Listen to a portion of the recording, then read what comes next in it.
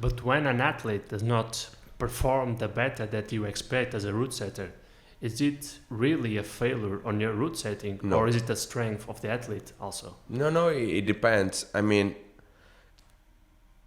yeah, and it's actually an interesting point because we set in a non-commercial way. Because when you set in a commercial way, you just want people to come in and do as many problems on the grade that they are comfortable or they want to climb as much as possible. Uh, we have a total different concept because we're trying to make people progress as better and as faster as possible. So we have a route setting philosophy, let's say, of teaching, promoting new movements, promoting learning, promoting experiencing different stuff. That's also where the tire comes from, because there are new elements that you need to learn how to deal with. And so you can set a really good problem, like you did your job, let's say, perfect, and still these athletes won't be able to climb it. Or you can set a really bad problem and people are really happy because they get to the top and they made it, so the ego part is really happy, and still you did a lousy job. So it's not really connected. Actually most of the time I do some mind games, let's say, where I put the section that I want to train, like let's say like in the beginning, and then I put a really hard part on top that is not interesting for me to promote, but you'll keep people resetting because they will fail on top, so they need to restart and do the section that I want them to learn over and over and over again. It's like putting the carrot in front of them, but I want you to train this. I don't know if you should say this because now people will rage against you. Like you're treating it's us the like ego, we just play with the ego of the people to teach them. So it will always work even if you know it. It doesn't matter.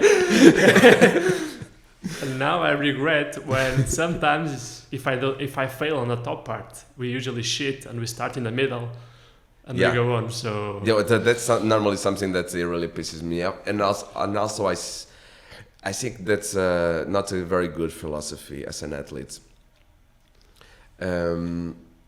Isn't it in a way effort management? Because if you know you nail the bottom part and you really struggle on the top, it can be a tool, and it can also be a runaway path. It depends. So we cannot generalize that. But normally, if you're, a boulder, it's actually in a sequence of very few movements. Normally, we're not talking about routes like really high and long lines. So the idea, the concept is that you do all the sequence without stopping. This very short, powerful, and puzzling sequence. If I'm just talking about training now. If you're skipping it, you're getting the wrong idea, because most of the times you're not starting the movement the same way as if you were doing it from it's like you can put already yourself in the comfortable position, and also you're not dealing with getting tired there and being pumped and your heartbeat being too fast, all these issues that you need to manage when you're doing it from start. Of course that there is no point of doing it 100 times straight and keep failing in the same time, because maybe you're not doing the right technique and you need to practice that, or you need to understand it. So for that kind of strategy, we call isolate. You're isolating the move, and that's a tool. But that's a tool that should only be used when it's the right time, and not like a pattern, like it's what I do. Oh, I felt here, I will restart here. That's a really bad philosophy for me, I think, as an athlete. As an athlete and as a beginner athlete, my experience in using that tool is when I need to embed in my muscles the muscle memory of a certain movement. As you said in the beginning, if you're starting, it's more common to use it because there are technique issues that need to be addressed. So if you are learning a new move, it's normal that you need to practice just that move.